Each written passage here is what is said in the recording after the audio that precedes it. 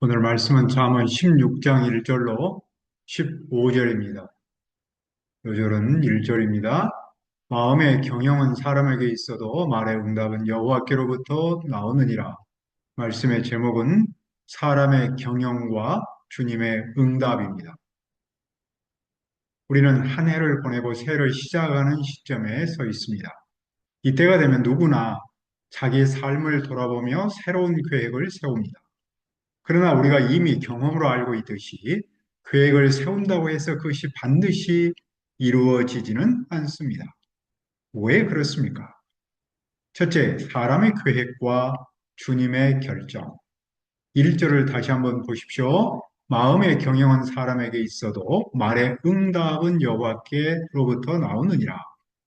여기서 마음은 단순한 감정이 아닙니다. 생각과 판단, 의지까지 포함하는 내면 전체를 가리킵니다.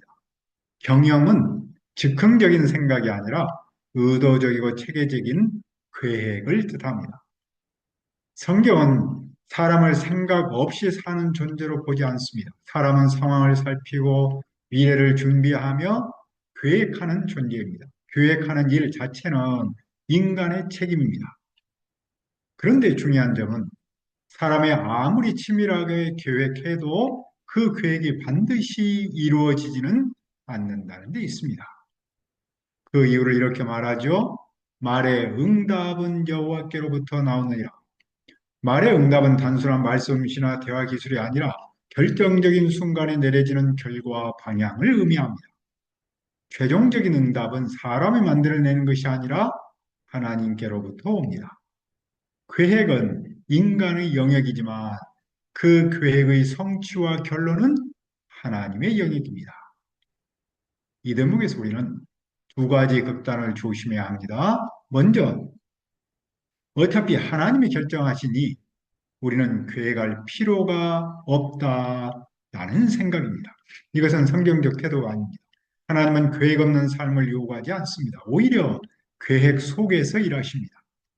반대로 내가 계획만 잘 세우면 하나님이 반드시 응답하신다라는 생각도 경계해야 합니다. 하나님은 우리의 계획에 기계적으로 반응하는 분이 아닙니다. 응답은 언제나 하나님의 주권 속에 속해 있습니다. 중요한 점은 이것입니다. 우리는 계획하고 하나님은 주권 가운데서 응답하신다는 사실입니다.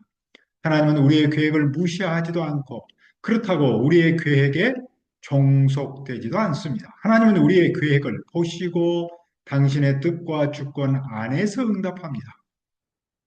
그러므로 우리는 계획해야 합니다. 동시에 그 계획을 주님께 맡겨야 합니다. 내 뜻이 아니라 주님의 뜻대로 이루어지게 해달라고 기도해야 합니다. 그것은 내 계획을 하나님께 강요하지 않는 데서부터 시작됩니다. 계획은 세우되 그 결과는 하나님께 맡기는 삶, 그것이 지혜로운 삶의 태도입니다. 왜 우리는 내 계획에 집착하지 않아야 합니까? 사람이 세운 계획과 그에 따른 행위는 자기 눈에는 모두 옳고 깨끗해 보일 수 있습니다. 우리는 늘 자기 판단에 관대합니다. 그러나 하나님은 우리의 마음을 보십니다. 사람의 행위에 대한 최종적인 평가는 언제나 하나님께 있습니다. 그러므로 우리는 어떻게 합니까? 3절을 보십시오. 너의 행사를 여호와께 맡기라. 그리하면 네가 경영하는 것이 이루어지리라. 여기서 맡기라라는 말은 단순히 도움을 요청하라는 뜻이 아닙니다. 위탁한다, 통제권을 넘긴다라는 의미입니다. 내가 계획을 세우되 그 계획의 주인이 내가 아니라 하나님이심을 받아들인 겁니다. 이것은 내 뜻을 끝까지 관철하겠다는 태도가 아닙니다. 그것은 하나님 앞에서 내 뜻이 바뀔 수도 있도록 마음을 열어두는 자세입니다. 그럴 때 성경은 네가 경영하는 것이 이루어지리라 라고 말합니다. 왜 우리의 행사를 여호와께 맡게 합니까? 여호와께서 온갖 것을 쓰임새 있게 만드셨기 때문입니다. 심지어 악인도 악한 날에 쓰임받도록 하셨습니다. 이 말씀은 하나님이 악을 기뻐하신다는 뜻이 아니라 이 세상 그 어떤 존재와 사건도 하나님의 주권 밖에 있지 않다는 뜻입니다. 결국 모든 역사의 방향과 용도는 하나님께 달려 있습니다. 그러므로 여호와는 마음이 교만한 사람을 미워합니다. 여기서 교만이란 자기 계획을 자기가 이루려는 마음입니다. 자기의 뜻을 관철하려는 태도입니다. 아무리 많은 사람이 동의하고 힘을 모아 추진해도 하나님을 배제한 경영은 결국 벌을 면제하지 못합니다. 그러면 교만한 사람이 벌을 피할 길은 무엇입니까? 6절입니다. 인자와 진리로 인하여 죄악이 속하게 되고 여호와를 경외함으로 말미암아 악에서 떠나게 되느니라. 하나님의 한결같은 사랑과 신실하심으로 죄악은 용서받습니다. 그리고 여호와를 경외할 때 우리는 악에서 떠날 수 있습니다.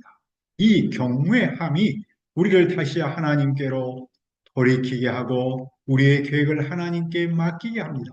그때 비로소 우리의 경영이 하나님의 손 안에서 바로 섭니다. 어떻게 우리의 행위가 여호와를 기쁘시게 할 때 이렇게 우리의 행위가 여호와를 기쁘시게 할 때 어떤 일이 일어납니까? 7절은 놀라운 결과를 말합니다. 우리의 원수라도 우리와 더불어 화목할 수 있습니다. 그리고 8절은 분명한 가치 판단을 제시합니다. 의롭게 살며 적게 버는 것이 불의하게 살며 많이 버는 것보다 낫습니다. 이것은 계산의 문제가 아니라 하나님 앞에서 삶의 방향 문제입니다. 그 이유를 구절이 다시 정리합니다. 사람이 마음으로 자기의 길을 계획할지라도 그의 걸음을 인도하시는 이는 여호와시니라. 여기서 길과 걸음을 대조합니다. 사람 마음으로 인생의 큰 그림, 곧 길을 계획합니다. 그러나 그 길 위에서 하루하루 내딛는 걸음을 인도하는 분은 하나님입니다.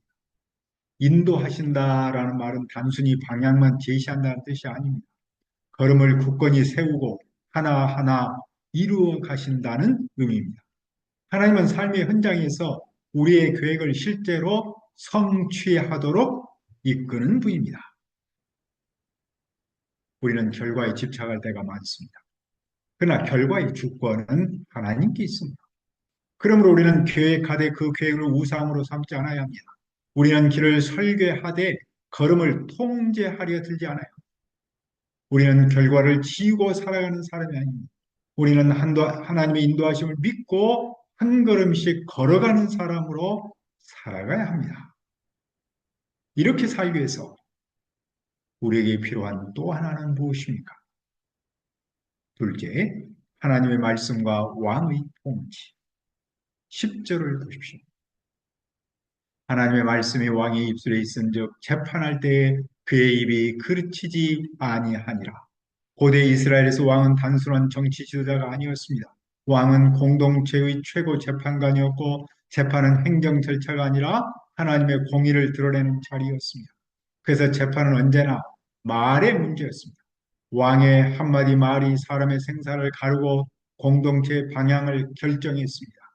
그러면 왕은 재판할 때 무엇을 기준으로 삼아야 합니까? 자기의 생각이나 정치적 계산이 아닙니다. 하나님의 말씀입니다. 왕은 자기의 뜻을 말하라고 부름받은 사람이 아닙니다. 왕은 하나님의 뜻을 대신 말하라고 부름을 받은 사람입니다. 그러므로 하나님의 말씀이 왕의 입술에 있을 때 그의 판단은 빗나가지 않습니다. 하나님의 말씀이 붙어있는 입술은 공동체를 살립니다. 그러나 하나님의 말씀이 떠난 입술은 권력이 되어 사람을 상하게 합니다. 이 말씀은 왕에게만 해당하는 이야기가 아닙니다. 오늘날의 통치자들뿐 아니라 우리 모두에게 해당합니다. 우리는 매일 삶의 현장에서 작은 재판을 합니다. 사람을 평가하고 상황을 해석하고 관계의 방향을 결정합니다. 그때 우리는 무엇을 기준으로 말하고 판단합니까? 세상의 분위기입니까? 다수의 의견입니까? 아니면 내 감정입니까? 성경은 분명히 말합니다. 기준은 하나님의 말씀입니다. 권위 있는 말이란 목소리가 큰 말이 아닙니다. 상대를 울려 이기는 말도 아닙니다. 하나님의 말씀 아래 있는 말이 권위 있는 말입니다. 하나님의 말씀이 내 입술에 있을 때 그 말은 사람을 해치지 않고 살립니다. 하나님의 말씀이 내 입술에 있을 때 우리는 하나님이 인도하는 그 걸음을 따를 수 있습니다. 왜 우리는 하나님의 말씀으로 판단해야 합니까?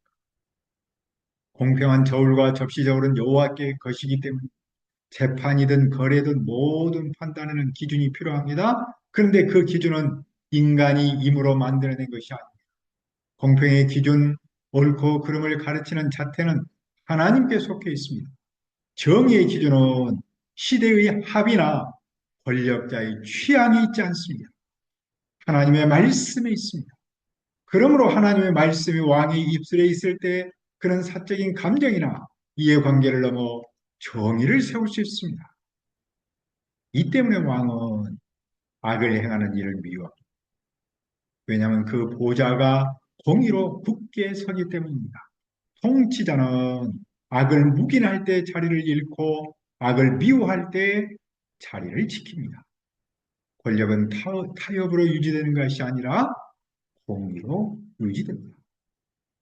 그래서 한 걸음 더 나아가 의로운 입술은 왕들이 기뻐합니다.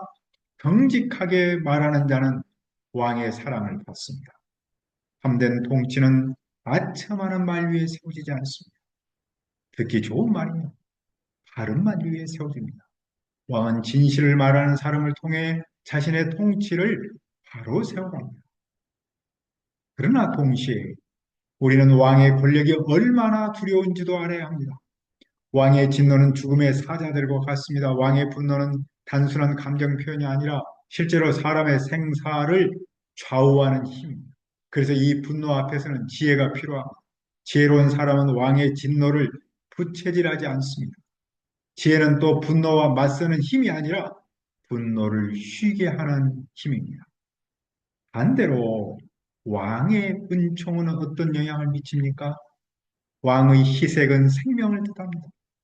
왕의 얼굴이 누그러질 때 거기에는 죽음이 아니라 살 길이 있습니다. 왕의 은택은 늦은 비를 내리는 구름과 같습니다. 늦은 비는 농부가 가장 기다리는 비입니다. 이미 지친 땅에 생명을 다시 불어넣는 비입니다. 왕의 얼굴이 밝아질 때 그 은총은 메마른 삶을 다시 일으킵니다. 왕의 은총은 한 사람을 살리고 공동체를 살립니다. 오늘 말씀은 한 해를 마무리하고 새해를 시작하려는 우리에게 분명한 방향을 줍니다. 마음의 경영은 사람에게 있어도 말의 응답은 여호와께로부터 나오느니라. 우리는 계획합니다. 그러나 응답은 주님께 있습니다. 우리는 경영합니다. 그러나 인도하는 분은 주님이십니다. 그러므로 새해를 맞는 우리의 태도는 분명히 합니다. 더 치밀한 계획보다도 더 깊은 신뢰가 필요합니다. 내 계획을 붙드는 손을 내려놓고 하나님의 손에 내 삶을 맡겨야 합니다. 우리는 주님의 응답과 인도하심을 믿고 말씀을 따라 한 걸음 한 걸음 걸어가는 새해이기를 기도합니다. 하나님 아버지, 오늘 한 해를 마무리하고 새해를 시작하는 우리에게 마음의 경영은 사람에게 있어도 말의 응답은 여호와께로부터 나오느니라 말씀을 주셔서 감사합니다. 우리를 인도하는 분은 주님이십니다. 우리가 치밀한 계획을 세우기보다도 이 주님을 더 신뢰하도록 도와주옵소서. 내 계획을 붙드는 손을 내려놓고 하나님의 손에 내 삶을 맡기도록 인도하여 주옵소서. 우리가 주님의 응답과 인도하심을 믿고 말씀을 따라 한 걸음 한 걸음 걸어가는 새가 되도록 인도하여 주옵소서. 예수님의 이름으로 기도합니다. 아멘.